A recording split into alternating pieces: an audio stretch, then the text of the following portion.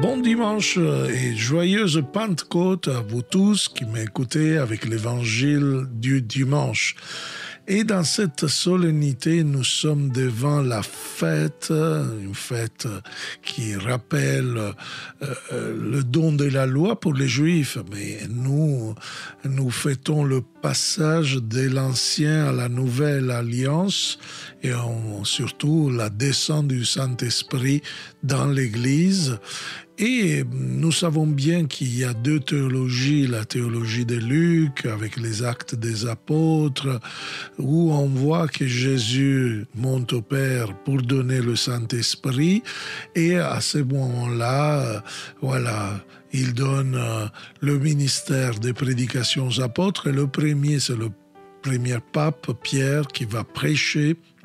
Et donc, beaucoup demandent le baptême, et c'est par le baptême qu'ils vont commencer à rentrer dans l'Église. Et de là, l'histoire commence de la mission dans la force du Saint-Esprit. Jean, c'est l'autre théologie qui nous donne le Saint-Esprit avec Jésus au milieu, dans la croix. Justement, Jean, il va nous parler justement de ce passage de la loi à l'amour. Il va le développer aussi Saint Paul dans ses lettres, mais là où il commence une relation nouvelle avec Dieu.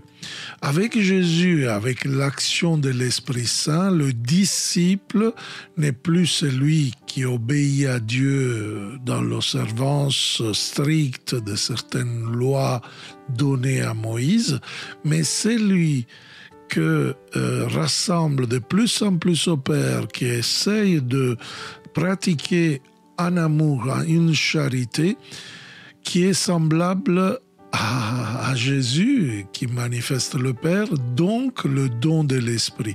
Donc le Père a manifesté le don de l'Esprit en Jésus, et Jésus l'a donné à l'Église, donc chacun de ses disciples va être en continuité. Donc, dans ce jour de Pentecôte, le dimanche, la liturgie nous présente l'évangile de Jean, chapitre 14, versets 15 et 16, et après 23-26.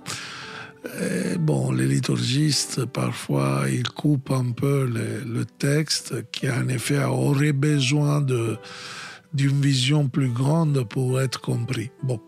C'est un peu pour nous parler peut-être de la Pentecôte, du don de l'Esprit qui est lié à certaines affirmations. Mais quand même, je vous invite à lire quand même tout le chapitre 14 pour comprendre davantage. Alors, nous voyons en effet que nous sommes à la fin du dernier repas, des dernières scènes, où Jésus, à travers le lavage des pieds, le lavande des pieds, en effet, a rendu capable les disciples de s'aimer et d'aimer les uns les autres dans le service. En donnant cet exemple, il les rend capables. Et l'évangéliste, là, dans notre péricope, dans notre passage, il nous dit que Jésus va dire « si vous m'aimez ». C'est la première fois où, dans l'évangile de Jean, Jésus demande, presque comme un mendiant, de l'amour.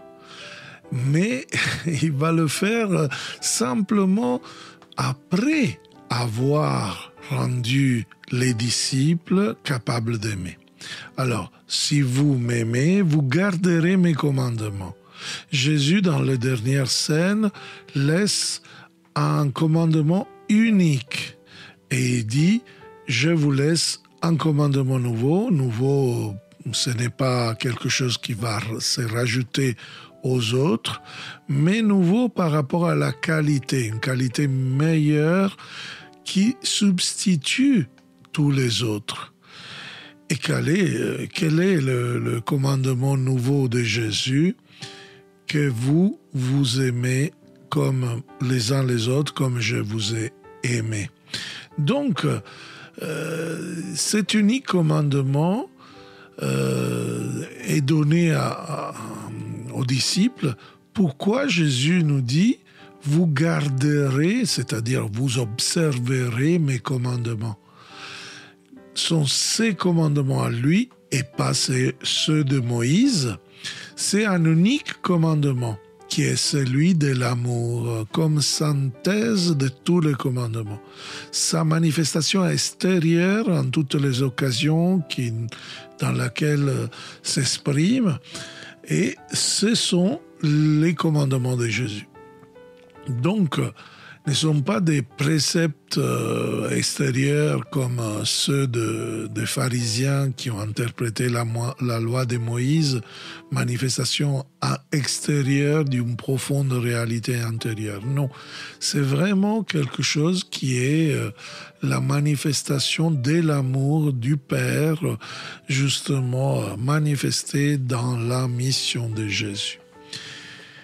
Et regardez, il va dire justement quelque chose d'important parce que dans notre évangile, nous est dit que, en effet, que ce commandement va produire en nous, en effet, quelque chose d'important. Moi, je prierai le Père et il vous donnera notre défenseur. Alors, ce terme défenseur, c'est traduit de paraclé ou parakletos en grec. Bon, en effet, c'est possible qu'il y a une nuance de défense, mais Parakletos, c'est une personne qui vient en aide, pas simplement qui défende, pas simplement quelque chose que protège, mais c'est surtout quelqu'un qui vient au secours. On pourrait dire un secouriste, quelqu'un qui s'approche quand on a besoin avant qu'on lui demande de l'aide. C'est ça qui est intéressant de ce qu'il dit Jésus. Donc, si on est au tribunal, il va être un avocat. Si on est dans un péril, c'est un intercesseur. Si c'est dans des situations de maladie, c'est un médecin. Voilà, et le paraclet, c'est vraiment l'esprit qui est l'assurance de tout chrétien, de toute communauté chrétienne, qui reste pour toujours, nous dit, qui sera pour toujours avec vous, qui reste avec nous. Donc la présence de l'Esprit n'est pas simplement une promesse quand arrivent les périls. Il est constant, il est toujours avec nous. Donc c'est la garantie qu'il y a à la communauté de Jésus, qui Dieu ne vient pas en aide simplement une fois que nous avons besoin, nécessité, qu'on est vraiment dans le malheur, et donc on l'appelle et simplement après il va venir. Non, dans le moment de souffrance, Dieu est déjà présent et anticipe la solution, l'action, quelque chose qui va nous aider. Et cette action du paraclet, de celui qui est à notre secours, ne se réalise pas simplement, donc, et je le répète, quand on l'invoque, quand on dit « Viens, viens, viens, viens ». Non, le Saint-Esprit est là, il est actif, il est présent dans la communauté. Et donc Jésus continue. Si quelqu'un m'aime, il gardera ma parole. Et mon Père l'aimera. Nous viendrons vers lui, et chez lui, nous ferons une demeure. L'évangéliste, dans le prologue, avait écrit que le Verbe avait fait sa tente parmi nous. Maintenant, Jésus le réalise. Vraiment, à travers le Saint-Esprit, il prend demeure en nous, à travers l'esprit de l'amour qui circule dans l'Église, à travers l'amour, à travers le service, à travers vraiment ce royaume de Dieu dans l'amour. Justement, lui, avec le Père et le Saint-Esprit, il va habiter on pourrait dire l'inhabitation de la Sainte Trinité pour utiliser un terme de la réforme carmélitaine de Sainte Thérèse d'Avila et Saint Jean de la Croix. Vraiment, quand cette communauté d'amour vit de cela, quand cet amour reçu de Dieu, on le communique en agapé, en amour gratuit aux frères et sœurs, dit Jésus, mon Père l'aimera et nous verrons, et nous viendrons chez lui, vers lui, et prendrons notre demeure, nous ferons de lui une demeure, donc un temple, une famille, un foyer où la Trinité est le modèle et la présence. Donc l'homme devient le sanctuaire duquel est irradié et se manifeste l'amour de ce Père plein de compassion et de miséricorde. Le Dieu de Jésus n'est pas un Dieu qui demande des offrandes, des sacrifices terribles. Cela fait partie de notre vie et ça nous sert parfois, bien sûr. Mais nous voyons dans la parole de Jésus justement une dilatation de la capacité d'aimer, comme si Dieu nous rend vraiment un temple qui va accueillir ceux qui, dans le temple au temps de Jésus, étaient complètement exclus.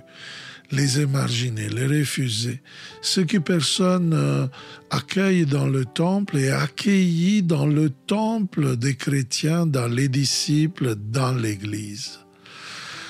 Et ceux qui n'ont pas pu avoir accès donc à la prière, alors là, ils vont retrouver bien sûr leur place.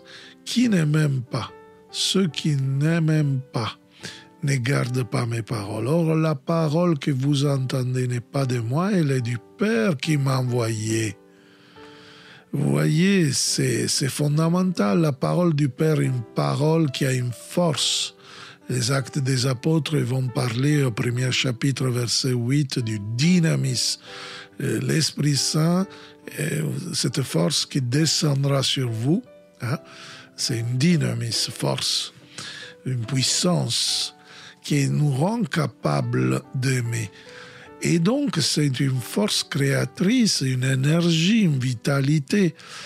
Donc, l'accueil de cette parole du Père fait fleurir la vitalité de la communauté.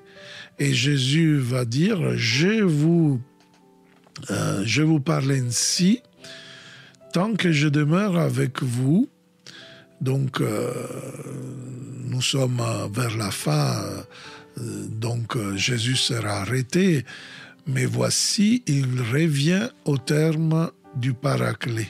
Mais le défenseur, mais le Paraclet, je préfère le Paraclet parce que sinon il faudrait dire le secouriste ou l'urgentiste, c'est-à-dire quelqu'un qui vient à notre secours. L'Esprit Saint, tiens, et à la première fois dans l'évangile de Jean qu'on appelle Saint, l'Esprit de Dieu.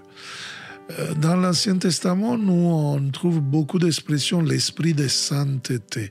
Et ici, Jean l'appelle l'Esprit Saint, qui n'indique pas comme une qualité de cet esprit, qui est une qualité tellement grande, tellement haute, qui est sainte, mais plutôt son activité, celle de sanctifier, c'est-à-dire de séparer qui l'accueille, par exemple, du mal qui l'attrait, et le conduire au bien, au service, à la volonté de Dieu. Et donc, c'est le Saint-Esprit qui va vraiment nous donner le discernement, justement, pour séparer cela. Que le Père enverra à mon nom, donc le Père envoie l'Esprit Saint dans le nom de Jésus-Christ, pour que lui vous enseignera tout et il vous fera souvenir de tout ce que je vous ai dit. Ce n'est pas un nouvel message, mais une compréhension plus amplifiée du message de Jésus. L'action et la présence de l'Esprit Saint dans la communauté donnera à elle la capacité d'offrir toujours nouvelles réponses face aux besoins des personnes, aux besoins de la société. Alors, frères et sœurs, vraiment dans cette Pentecôte, nous pouvons dire avec Saint Paul, dans la première lettre aux Corinthiens, chapitre 1er, verset 5, que nous sommes enrichis de tous les dons du Saint-Esprit. Et oui, les dons, les charismes, pour justement aimer les uns les autres, pour nous aimer les uns les autres. Le Concile Vatican II avait dit justement, avait exhorté que nous devons accueillir avec gratitude et consolation les charismes. Mais désolé, moi je vois la situation de beaucoup de diocèses, beaucoup de paroisses, beaucoup de groupes, et parfois les charismes nous font peur.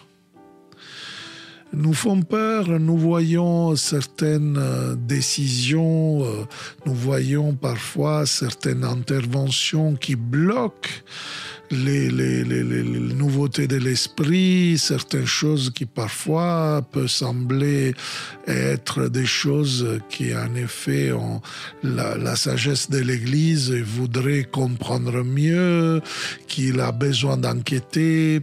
On le voit dans beaucoup de ministères, certains prêtres, certaines laïcs, certaines... Parfois c'est vrai parce que on voit bien les problèmes qui a donné justement justement les désordres dans des églises comme à Corinthe où il y a eu aussi la débauche. Mais attention, pourquoi l'Église a peur? Nous tous, nous avons peur des charismes. À partir aussi de l'autorité, frères et sœurs, à partir aussi parfois de certains dicastères de Rome, de certains évêques, de certains curés, de certains prêtres, de certaines autorités de groupe, certaines autorités de mouvements. Alors, je vais citer ce que le Père Cantalamessa avait dit dans une homélie, aujourd'hui cardinal Cantalamessa. Il disait que parfois on a peur à cause de deux motifs. Le premier, c'est parce que les charismes rendent visible et opérante la présence de l'Esprit de Dieu. Et devant l'Esprit de Dieu, l'homme est pris de peur. Parce qu'il voit en effet que l'esprit est différent de ce qu'il pensait. Il est plus fort, il est plus saint de soi-même. Hein? Donc là, c'est un motif un peu que nous demande, ce que Pape François nous demande parfois, d'avoir une pensée incomplète, de laisser l'Esprit Saint nous compléter. Parfois, on doit apprendre de quelqu'un qui peut-être ne sont pas parfaits, impeccables, idéalistes ou perfectionnistes. Peut-être ont beaucoup de choses à améliorer. Mais bon. Deuxième motif, disait le Père Cantalamessa, parce que tout récipient humain est vraiment un conducteur inadéquat pour cette énergie divine. Et alors, parfois, même si on produit beaucoup de résultats, quelqu'un va voir quelque chose qui freine l'action de l'esprit ou même va la déformer. En face à ces potentiels ou réels, parce que parfois c'est complètement de l'imaginaire, mais bon, parfois c'est réel désordre, comme on le voit dans le Nouveau Testament, et toujours actuelle la tentation, comme dit Paul dans la première lettre aux Thessaloniciens, chapitre 3, verset 19, d'étendre l'esprit. Vraiment, nous voulons parfois savoir plus que de ce que l'Esprit il veut nous apprendre. On est tellement au confort, on veut vraiment rester toujours tranquille, on a toujours fait comme ça à l'église, il ne faut pas changer quelque chose, on a toujours fait comme ça, la réforme, ça ne nous sert pas, les charismes, ça ne nous sert pas, la nouveauté, le dérangement de l'esprit, ça ne nous sert pas, eh bien, on va étendre l'esprit. On va casser complètement. C'est une tentation diabolique, même si cela arrive de l'autorité. Je veux dire, parce que l'exercice de l'autorité n'est pas sans tentation diabolique. Et on le voit malheureusement dans beaucoup de décisions. Parfois, on n'a pas tous les éléments pour comprendre certaines choses. Hein. Moi, je suis sûr. Mais même ceux qui ont l'autorité, ils ne doivent pas oublier qu'ils ont le charisme de l'autorité, donc qui doivent vraiment prendre des décisions justement à la suite du Saint-Esprit, pas pour éliminer le Saint-Esprit. Donc, pour cela, quelqu'un parfois, il rêve d'éliminer les charismes. Parfois, quelqu'un peut rêver d'éliminer l'autorité de l'Église. On a besoin des uns des autres. Parce que, en effet, cette limite de la pauvreté humaine reste dans les uns et dans les autres. Et quand on verra au paradis, peut-être on pourra bien sûr être assez étonné de certaines choses, de certains événements parfois. La chose est certaine, dans cet événement de Pentecôte, le Saint-Esprit nous rappelle quelque chose que le Concile Vatican II nous a fortement conseillé, c'est-à-dire d'accueillir, de développer, de laisser fructifier les charismes jusqu'au fruit de l'esprit. Et on a vu dans les derniers 50 ans ce mouvement charismatique pentecôtiste selon les différentes églises. Dans l'église catholique, on l'appelle mouvement charismatique. Un mouvement de renouvellement qui jaillit ici, là-bas, avec des groupes, des associations, des ministères, parfois avec des signes, des prodiges, parfois avec une simplicité, parfois en faisant les choses que personne ne veut faire dans l'Église, en pensant à des pauvres, en pensant des personnes auxquelles personne pense. Et on voit vraiment une véritable leadership de service dans la force du Saint-Esprit. Nous voyons ce que les Actes des Apôtres au premier chapitre, verset 8 nous disent « Vous aurez la force de l'Esprit Saint, la dynamis de l'Esprit Saint, qui descendra sur vous et vous me serez témoins. » On est témoin de cette espérance, de cette beauté, de cette puissance qui porte des résultats. Les résultats des charismes, des dons de l'esprit, bien sûr, ils ont besoin de purification, bien sûr, ils ont besoin aussi parfois de résistance, parfois du pharaon avec le visage endurci, parfois ils ont besoin peut-être que quelqu'un puisse comprendre, parfois peut-être le déchaînement diabolique, peu importe. Mais vraiment, nous voyons que le Seigneur est en train d'agir, même à travers ces résistances, même à travers ces difficultés, même à travers ces blocages. Et nous voyons vraiment ce que dans ce dimanche de Pentecôte, comme tout dimanche, nous pouvons voir l'Esprit Saint rend vivantes les espèces eucharistiques du pain et du vin qui devient le corps et le sang du Christ. Ainsi, nous pouvons vraiment demander à l'Esprit Saint vraiment que puisse nous revêtir de cette puissance, de cette dynamis, de cette beauté qui vient des charismes, qui vient du don de l'Esprit, au service, pour l'amour les uns des autres, et pour qu'on soit plus crédible dans toute fonction, dans tout rôle, dans tout ministère, dans tout service de l'Église. Voilà le souhait, voilà l'évangile du dimanche.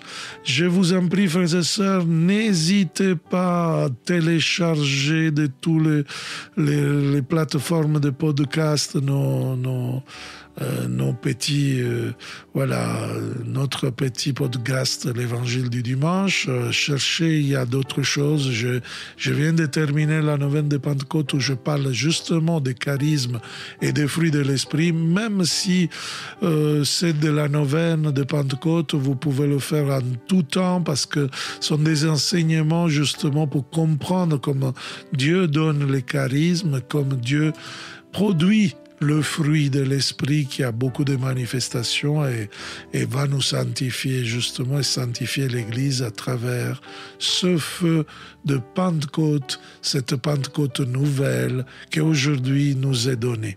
Et n'hésitez pas à partager avec tous ceux que vous voulez parce que sont faits justement pour rendre plus belle l'Église.